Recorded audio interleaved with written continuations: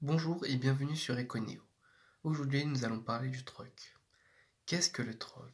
Le troc, c'est un moyen d'échange sans compensation financière.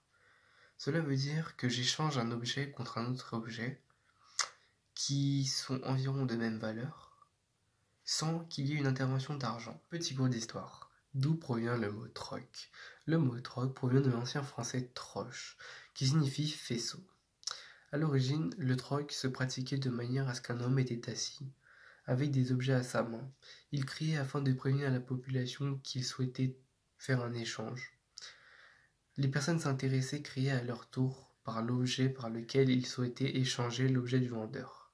Et c'est ainsi que fut né le troc. Les premiers concernés par le troc ont été les Égyptiens ainsi que les peuples amérindiens, car ils n'avaient pas de monnaie, et afin d'obtenir les biens qu'ils souhaitaient, ils devaient passer par la pratique du troc. On pensait que le métier de troqueur a existé depuis l'homme préhistorique.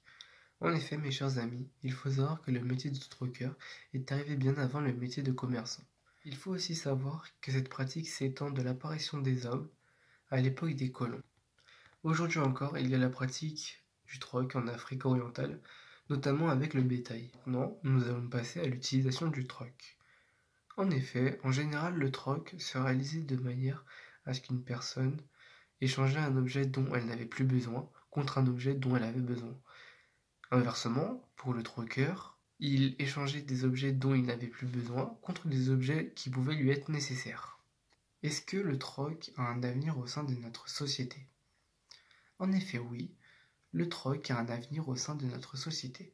Nous pouvons remarquer qu'il revient de plus en plus, et puis au-delà de l'argent, c'est bien de l'objet dont nous avons besoin. Et puis le troc a certains avantages, comme avec les fruits. Par exemple, les fruits peuvent être l'objet du troc car ils permettent d'être consommés et non d'être jetés.